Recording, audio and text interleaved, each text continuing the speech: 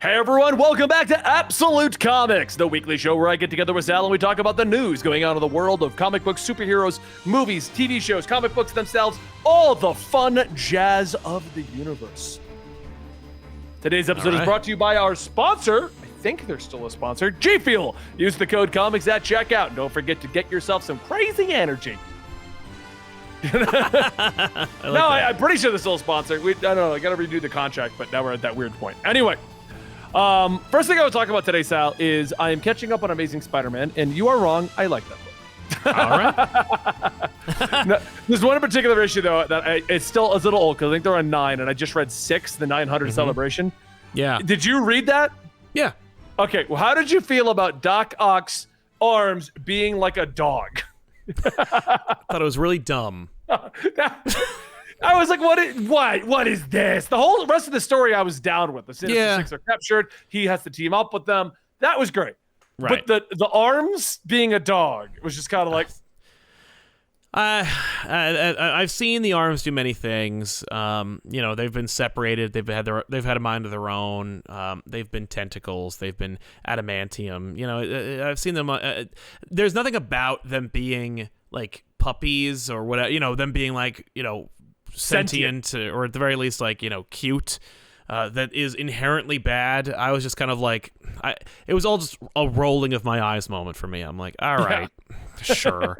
We just got over. Remember when Nick Spencer made GOG a thing, and then we just forgot about it?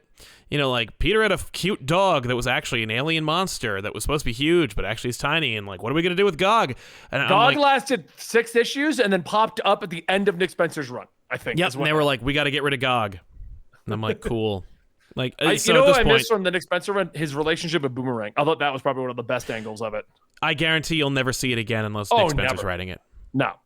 Yep. But I just wanted to bring that up. I mean, I haven't read any of today's comics, and I know you haven't because you're still recovering from New York Comic Con. How was that, Sal?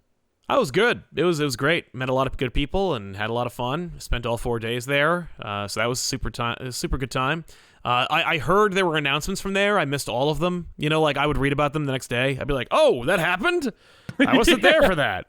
Not too many. There are some, but it was mostly just talking about all the latest comic book events coming up, which, great segue, Sal. That's our first topic today. Yay.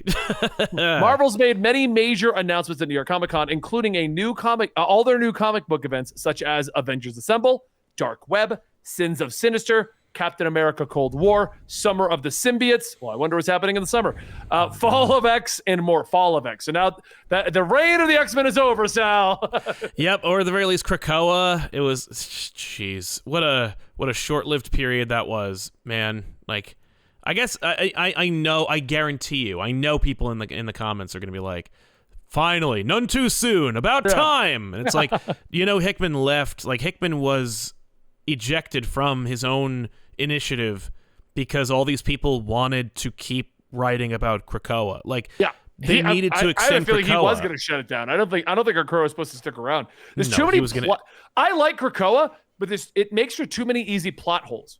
I just put out a video for Wolverine that I've had on the channel forever, but Wolverine murders the X-Men again so they can revive. Right. Yeah. No, I mean, I like the Krakoa era in as much as I loved the mystery and the implications of Moira and how that all worked. And when they turned her into a Terminator robot because Hickman no longer had any involvement, and the creators who were spearheading the next era of Krakoa had no regard and no desire to pick up on that idea, I was like, I'm out.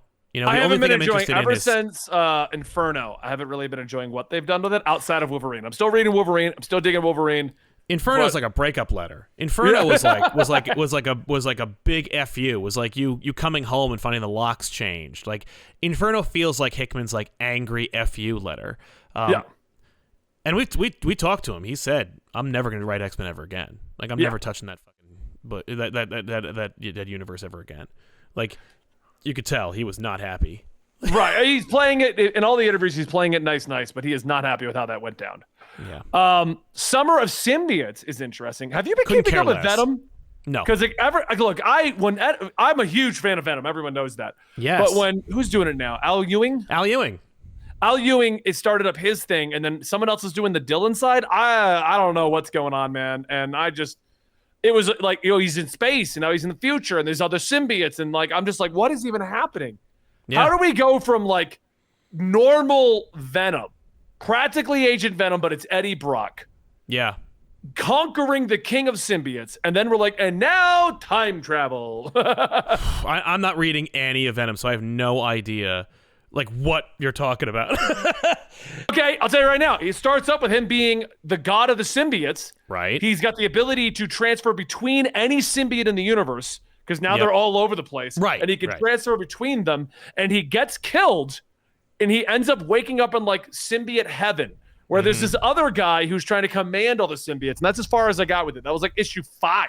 It was just so slow getting to these things. Right. During that, Dylan is the new traditional Venom. Yes. But not, and I don't know where they're going with that either, because I stopped reading at 5. Oh my God. And they were going back and forth, so it'd be like an Eddie issue, a Dylan issue, an Eddie issue, a Dylan issue. Okay. And then during all of that, they brought Flash Thompson back to life at Extreme Carnage, and no one even knows that happened. Well, there's one person who knows. That's David Pepose over at Savage Avengers, because he's on that team.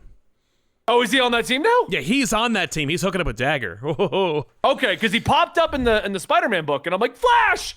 Yeah, no, Flash is now a member of the Savage Avengers. Like, he is doing stuff. Okay, I gotta go catch up with Savage Avengers. You should, it's great. I'll download that now. Yeah, I was reading it for a little while, then I kind of fell off it, and then I just never got back to it. And then when I heard that they had a whole Conan arc that apparently they weren't gonna get to finish, I was kind of like, oh, whatever. No, they got to finish it, and they got to get rid of Conan. Now he's off the team, and they got a new person.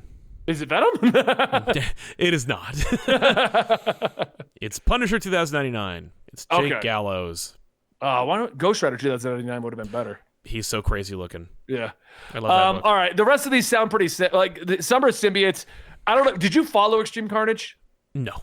Okay. Extreme Carnage basically was Carnage came back, and he was trying, and what they thought he was trying to do was he was trying to murder a congressman, because symbiotes are now across the world. That's how Extreme Carnage set it up, which I find hilarious, because Venom set that up and Extreme Carnage set it up, and no one else recognizes it.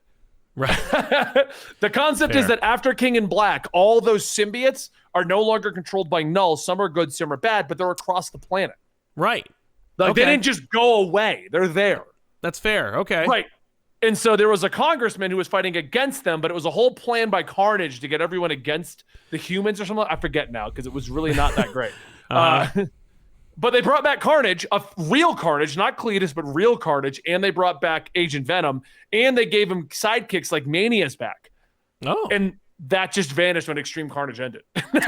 Well, there aren't a lot of symbiote books, so I get it. But so I'm excited for what Summer of Symbiotes is going to be. I probably should catch up on Venom so I can figure that out. Right, because it's Captain America Cold War. Sadly, I have not cared about a Captain America storyline since Secret Empire, and before then, never. So right, and I gotta tell you, man, like if we find it, if there's like a big goddamn revelation about Captain America, then like I'm out, because we're still reeling from Secret Empire. Like, if you don't undo, like, leave Steve alone. It's the Captain Marvel syndrome. Yeah. They made Steve evil, and he hasn't really recovered since then. Captain Marvel punched out Tony, and everyone hates her for it. Like, yeah, no, it's true. So it's like, no, man, like, don't screw up Steve. Just leave it alone. Leave it alone. Sins of the Sinister. You thinking Mr. Sinister for the X-Men or Sinister 6? No, it's Mr. Sinister. He's got the diamond and everything like that. It's written by Kieran Gillen, so it is intrinsically connected to the X-Men.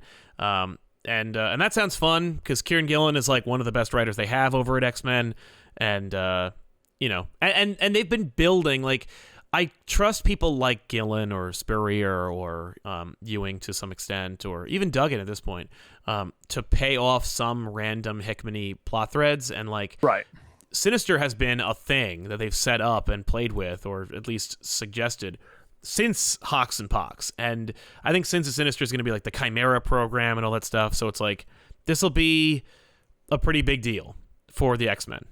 Not as big as Fall of X, but still pretty great. Right. Okay. Dark Web. I heard rumblings about this. It's Spider-Man based. I know that, right? Yeah, it's Spider-Man and X-Men teaming up. It's an event in which Madeline Pryor, the Goblin Queen, teams up with Ben Reilly Chasm And so he's gonna come back. Okay, he's coming back. It's God. the two main villains. It's Chasm and the Goblin Queen, because they're both clones. Yeah, who are teaming up to do something to the X-Men and Spider-Man. It's written by Zeb Wells, so it'll be connected to the main book. well, Zeb Wells also created the new Ben Reilly thing, so He also resurrected Madeline Pryor in Hellions, so he is directly connected to all of those things. nice. I'm actually liking what Zeb Wells has been doing. I feel like he's kind of like getting a lot of stuff going. Yeah. I also love that one of the Kuberts is drawing the main Dark Web series, so I'm like, okay, at least I will read it for that, because like I think it's Adam Kubert's going to draw it, but it's going to look great. Okay. Hope it's good. Avengers Assemble. I don't know anything about this one. Is Jason Aaron done with his run? No. The way you said that. Yeah, it's still going. So much disappointment. I think this is the end. I think this is actually ending his run. So, like, at the very least... He's got least, a lot of issues under his belt. I stand by saying I think it's a great run. You just have to ignore the rest of the Marvel Universe when you're reading it. Yeah. It's the only way to enjoy it. Yeah. I can't. I haven't read it since World War She-Hulk. Someone told me there's just a lot of solo stories again. Oh, God. I can't wait for anyone else to be writing this book. Look, as much as I love it, I want them the Avengers book should be intrinsically connected to the rest of the universe. It should not be a solo thing, not the mainline book. No, it's been so frustrating because, like, you know, I know that New Avengers is 10 years old or more, but maybe 20, but at this point. But, you know, there was a time when the Avengers dictated what happened to the rest of the Marvel Universe. That's what I mean. That's where the book should be, or at least be reflecting what's happening in the rest of the universe. Yeah, I couldn't care less about what Aaron has planned for the Avengers or the Marvel Universe. It started out strong, where it seemed to be slightly connected, but once they got to the point where Moon Knight conquered the planet, that's when it was like, what the hell are you doing? Yeah, and literally nobody else cared or referenced it, including right, like, and then they like accept the Moon Knight book. yeah, except for the Moon Knight book, which had to, because Moon Knight's in the damn thing. But yeah, no, I'll read Captain America: Cold War before I read Avengers Assemble. Damn. Okay. Yeah. I haven't read it since World War She-Hulk, which I thought wasn't terrible. I feel like it was a wasted name to use World War She-Hulk as your story title when you didn't do anything other than have her attack one location. Mm-hmm. Like, it's like calling a movie The Multiverse of Madness and only going to two worlds. Yeah, it's like blatant false advertising. Yeah. Like, why? World War She-Hulk. Okay, she's going to fight Atlantis. That's hardly a world war. But yeah, those are the events that are coming up. I'm excited for most of these, honestly, because we've needed events again. I know we had event fatigue, but they ripped that Band-Aid off too quick. Like, we went from event fatigue to no events. We have Avengers versus X-Men versus Eternals going on, which I still haven't even read. I keep having it on my tablet, and it's what? It's great. What I have read, I've enjoyed, but it's like I haven't sat down and just read it, kind of a thing. Every time I sit down, I'm like, oh, I'm behind on Spider-Man. Oh, I'm behind on Batman. Which, by the way, if you've not been reading Chip Zdarsky's Batman, you must. It's Batman's It's incredible. Answer me this, because comic books have a tendency to loop on the same plot. And I was talking to someone the other day, because they're like, oh man, it was one of our editors. He's like, I'm so tired of doing comic books. It's always the same plots. And I'm like, you're right. But the current Batman book is incredible. Takes the ideas of Babel and it's what did Batman do for himself? Made a goddamn robotic Batman that can kick his ass. That's what he did. Yeah. But the story has to have been done he must have made a failsafe for himself at some point. Is this the first time we've ever explored that idea as far as you know? No, this is it. This is failsafe. Like, I don't remember there being like a robot he built. I mean, maybe Brother Eye, but like this is so far removed from that. Yeah. The other thing is, even if it is, it feels authentic and it feels unique and it feels like a fun story that I've never read before. So I don't care if there's another one. Like, even if there was a reference to another event or another story where Batman had a robot that he built to fight himself, it wouldn't matter because this is so authentically unique. The story is amazing. The Bat family is incorporated perfectly. NR, whatever you want to say, however you pronounce it, is incorporated amazingly. The art is incredible. Yep. Batman right now with Chip Zdarsky. Is it an ongoing or is he just doing this one-off and leaving? Ongoing. He's going to be doing it for as long as he wants to do it. And if you haven't been reading Ram V's Detective, it's also good. Oh, so that's incredible too. They brought back Barbados. Yeah. Like, in a really good way. No, yeah. No, it's weird that both books are so good. Yeah, because we haven't had, like, Batman has always had, like, oh, Detective's really good right now. Oh, Batman's really good right now. It's not normally both are good. No. Like, I was talking to someone about Detectives, that whole big Arkham Tower thing they tried to do a little while ago, and I'm like, the concept is great. It went on way too long. Yep. Like, it was a great idea. It really was. How does the Bat family handle a big situation without Batman? Yeah. But, I mean, it's basically Gotham Knights, the comic. Exactly, which I was not interested in.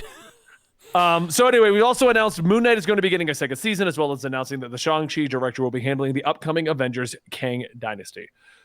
Both of those are cool. I hope Moon Knight is actually a show and not just an extended movie this time, because I like the character and I want to see Moon Knight for more than 14 minutes. I don't know how true that is, but apparently reports are that Moon Knight, the actual Moon Knight with the cape and cowl, 14 minutes total in the entire show. That makes sense. That sounds right. Yeah, because they were... It was almost like She-Hulk teasing you with Daredevil. That's what they were doing with Moon Knight. Like, he'll put it on eventually. Yeah. Oh, he blacked out. You didn't see what it was. Give me a break. Like, give me a break. Yeah. And they had the audacity to, like, show us the suit. Like, we saw that suit at New York Comic Con. They had it up on the stage. And I'm like, yeah? Would have been nice to see that. Yeah. 100%. In the show. Anyway. Yeah. So the Shang-Chi director... I don't know if they did a great job or not. I mean, Shang-Chi was great for the first 2/3, and then it was just like a stupid bunch of stuff. It was just so it was an MCU movie. Yeah, so. and then them saying that like the dude who wrote Multiverse of Madness writing Secret Wars, I'm like, oh, that's a really bad idea. So our next topic is that DC Universe Infinite is launching an Ultra tier. This I read ahead of time. This is amazing if you didn't read this out. Yeah, I heard about it. They're doing a new digital comic subscription service. This tier will allow subscribers to get a physical comic in the mail, have access to subscriber-only events, and access to an expanded library of Vertigo and Black Label titles and collected editions. Ultra subscribers will be able to read the latest releases 1 month after they come out in the comic shops. And a special offer going up this year, the new subscription will cost $100 a year. The price after the special done has not been announced. This is the best way to ease people into digital, not piss off your comic book stores. Because the problem with the original Infinite and the original Marvel one, they make you wait 6 months for the comics. Right. So if you care, it's all spoiled.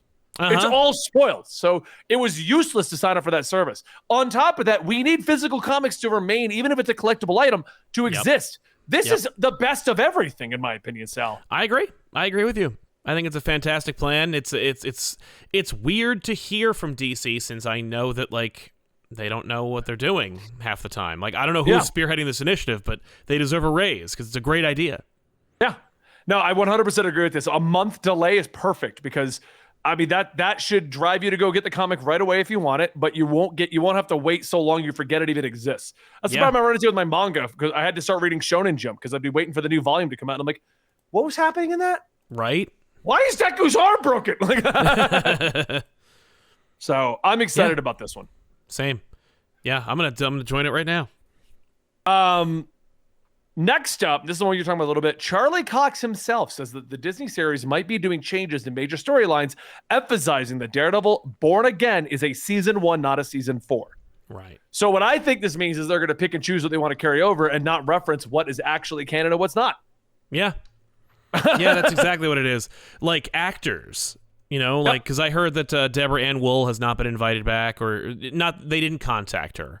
Is that Elektra? No, that's Karen Page. Okay. No, yeah, Elodie Young is the, I believe, the person who has played Elektra, who is great, and I would love to see. Like, there isn't a casting blemish on that show. Like, bring back everyone from Netflix and do it again. But I don't want I don't want them to do it again. I want all that history from the show, and for them to go, yeah, like all that happened, and now we're here. Yeah. I mean, it's weird. I don't because they're obviously not doing a full reboot. No, but they want you to think of that show. But it's not rumors if the actor himself is saying that they're making changes. No, he might not know though. Actors don't know like what they're talking about. He might just be trying to like cover down. Like, you know what? If there's changes, yeah, right. Like if there's changes, I don't want to hear it. I did hear a fun story. From him where he was talking to D'Onofrio and he was like for the first couple of years he was like he's like I would talk to Vinny and Vinny would be like they're gonna call us and we're gonna come back. And he's like, dude, it's over. The show's over. Like they're not. They're moved on. He's like, nope. They want it. They want it too bad. They're gonna call us. And then they did. I'm like, yay. So it's gonna be interesting to see. I guess I'll just have to go into Daredevil Born Again. Just like it's brand new. Yes. It's not linked. Just enjoy it for what it is. Yeah. No heads being bashed into a corridor cell. I think we could always just allude to that. I think that happened. I think it's fair. It's so much easier then because you're like, oh, it's all established. It's all set up. We did all that, and we don't have to do it again. Like we don't have any. We're not going to be compared unfavorably. Right. It's just a continuation. So next up on our news, kind of going through these in a hurry. I'm sorry, guys, but right. That's just happening. Black Panther Wakanda Forever has had its world premiere date moved up. Usually world premieres are done a week within the movie's release, but Marvel decided to move this one up a full week to Tuesday, October 25th, 2.5 weeks before the movie will release in theaters publicly on November 11th. An interesting decision that has not been given the full details as to why it has been moved up. So does that mean it's coming out? November 11th, it'll still come out. But okay. October 25th, the spoilers are going to be everywhere because the world premiere is going to be going on. Great. Yeah, good for our business. Yeah. I don't know why they moved it up. It's a weird decision. Probably somebody's schedule didn't work out for it or whatever. Yeah. I mean, not much more to say in that, do you think? No, it's I mean, like, why not just make the release date October 27th or 25th? Yeah. If you're that, yeah, I'm actually looking at the article Dan linked, and yeah, there's nothing really in here. It's weird. It's weird that they moved it. And it's weird. I hate the whole like staggered release date, like for these major movies. Like just put the movie out, on the same day. They want to have everyone watching the live stream of people walking down the red carpet. Right. I don't care about that. And the last bit of news we have today is that Blade's daughter is going to get her own comic series in February. Yeah, I remember them saying that years ago. Does Blade have a daughter? He does now. Does he? Because that's an actual question. I'm looking at Googling this. Oh, I know. No, they were gonna make a comic of that like years ago. Like I remember a teaser for it. Let me take a look at it. Yeah, meet Blade's daughter, who will be appearing in a new comic series. This was 2015. Huh. They were. You think they've just been holding it this whole time? They canceled it, and then I remember the writer, the creator of the new Daughter of Blade, like was so unhappy with like the delay or with the cancellation that they just made an independent comic book and just changed the names. They were like, okay, never mind, it's her. Like she's this now. Okay, yep. Her name is Bloodline. Yeah. Okay, guys, don't worry. Everyone in the world is not aware that she exists because she came up free comic book day this year. That's where she came from. Okay. So she has not existed. Her name is Brielle? I don't know. She's capable of handling a situation, manages to defend herself and her friend Jaden from a vampire that is nothing more than a game controller. Okay, so she's supposed to be like, we're getting with the youth. I love when they do that. Marvel's so good at it. Yeah. Exactly. Oh, yeah, and then she goes to see her mother because she fought the vampire and magically had powers to defeat him using a game controller as a weapon. And then she goes to her mother, who explains that her former lover is Blade, and that's who her father is, and that's why she has powers. Oh, no. So we're going to do the ultimate thing of like, oh, your dad's Blade! You didn't even know! Oh, God. I don't know, man. Like at this point, I love how everything is a secret daughter. Yep. And Blade then finds out and agrees to watch after her from the vampires that are now. Of course he does. Of course he does. I mean, because that's the book, right? That's what the book's gonna be. Like, okay. We were just having a talk before about like virtue signaling stuff. Honestly, I don't think this has anything to do with virtue signaling or anything. No. I legit think whoever's writing this is like, I'll speak to the use with a vampire hunting daughter of Blade. Yeah, I think they think that this is just a great idea. Yep. Yep. The funny thing, it's funny. I think about these things too much. part of my big complaint about Heroes in Crisis back in the day was that like it killed a lot of like secondary characters that nobody was using.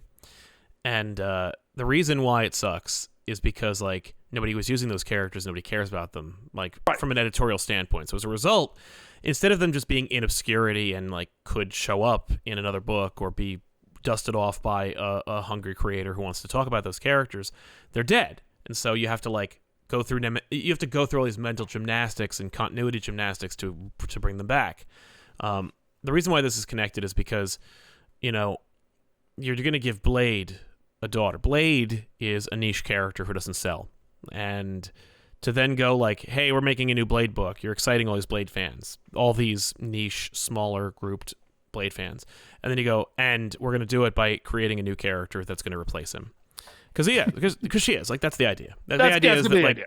Right? Like, the idea isn't going to be, here's Blade and his daughter, and it's going to be like a father-daughter team. I mean, it will be, but, like, the implication is that she will one day replace Blade. Right. That's the whole idea. But she won't. Because, like, Blade's going to sell, like, 4 issues, and that's going to be the end of it. Like, because she won't sell. I'll be surprised if it makes it past the Ghost Rider that got canceled mid-run. Exactly. Which I still hate, because that book was great. Yeah. So instead, we're just going to change Blade irrevocably and introduce a new character that maybe people will like. I hope they do. But statistically and financially, she doesn't have much of a chance.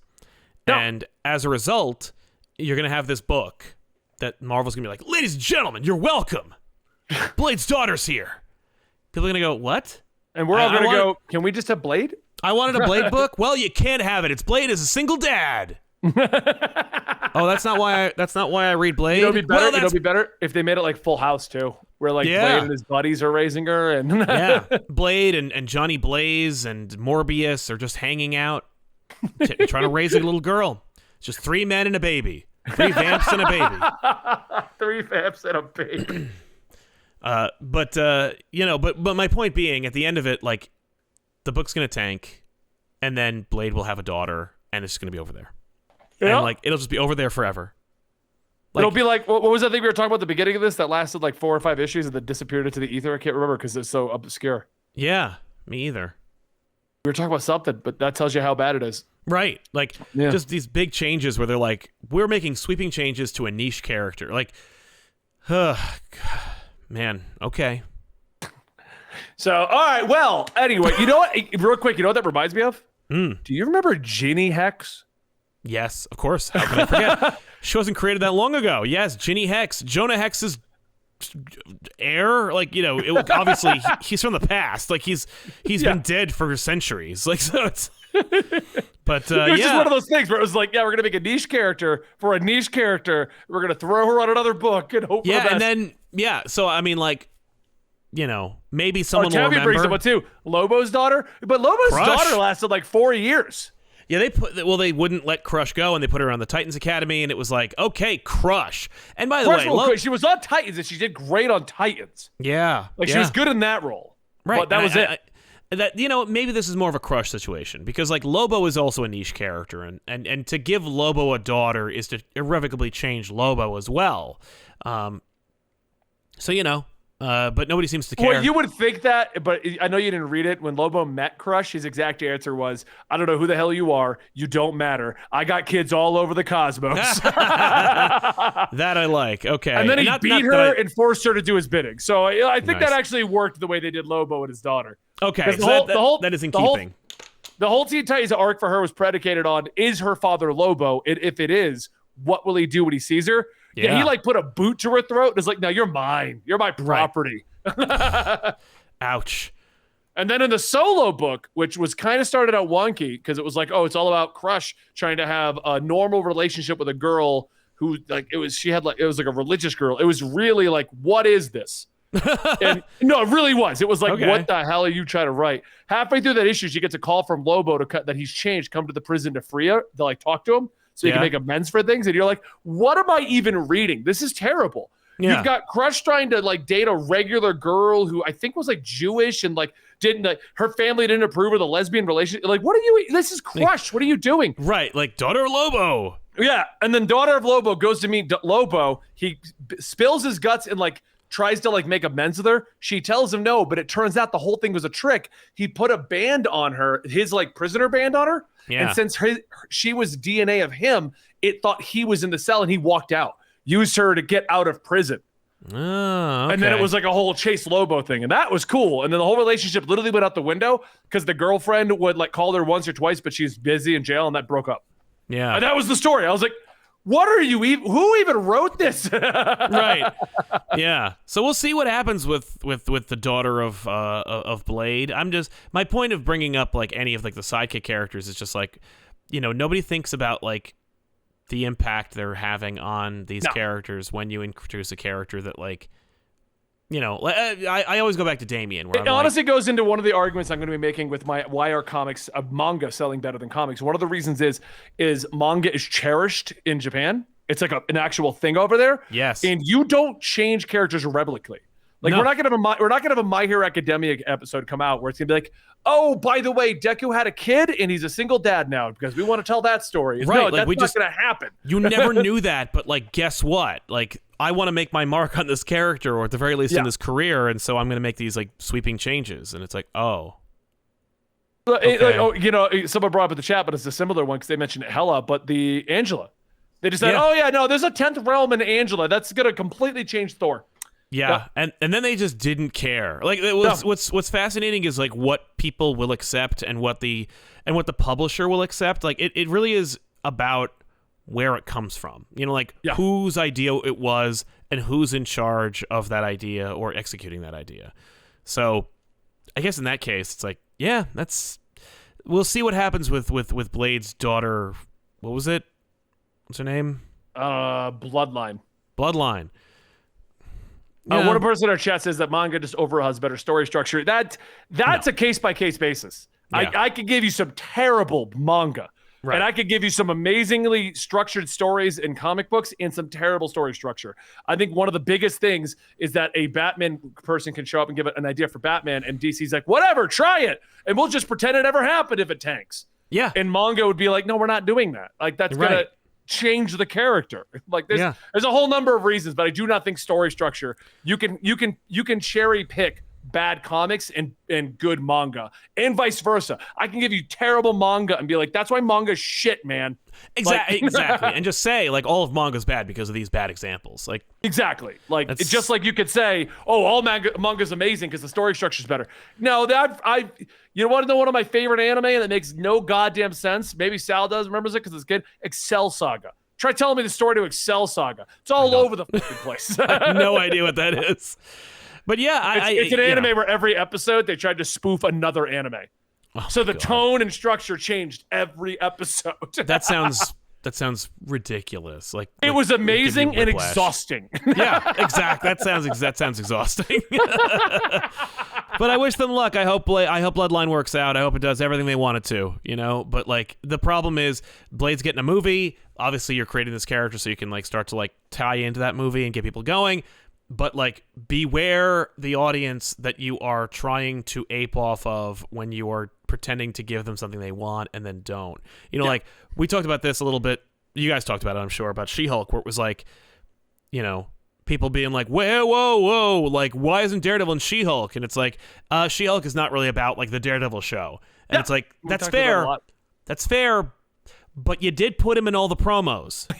Which was my point. Like that's the issue. When you put him in all the promos, I'm like, where the is it? Pardon my French. Where's Daredevil? Where's Daredevil? Where's Hulk? Hulk's in all the promos, Daredevil's in all the promos, and then it's like, and then have them go like, I don't know if you know this, but like he's not going to be in this show. And it's like, okay, that's fine, but don't tell me it's gonna be. And then like my other issue was that the She-Hulk battle suit. It was in the promos. It showed up finally in the Daredevil episode. Yeah, which is so weird because that is so the format now for Disney Plus shows where it's like, oh, second to last episode or last episode they get to be the superhero. And it's like, that's not a theme. Like, that's not a format. Yeah. That's not like a structure. Nobody likes that. Nobody likes that. Going back to Moon Knight, I liked Moon Knight. But when Moon Knight was there, like, there's like 4 episodes where I'm like, what are we even doing? Like, yeah. When we got on the boat and we're dealing with gods and the hippo person shows up, I'm like, even that I thought was okay, but you can make that work. There's like 3 episodes worth of content of Moon Knight that just goes out the window. Oh, yeah. Let's explore the Egyptian gods. Let's explore the dissociative identity disorder. Those are the meats of the show. Let's explore Moon Knight and Mr. Knight. Don't explore just randomly walking around Egypt because you think it's cool to jump cut. Right. No, we're here to tell you it's not. Yeah. But I don't know. Good luck. I hope it works out. But all right, guys, I hope you enjoyed today's episode of Absolute Comics. We'll be back next week with more news to go over. Don't forget to like, subscribe, hit that notification bell, and check us out over on Spotify and your favorite podcast network.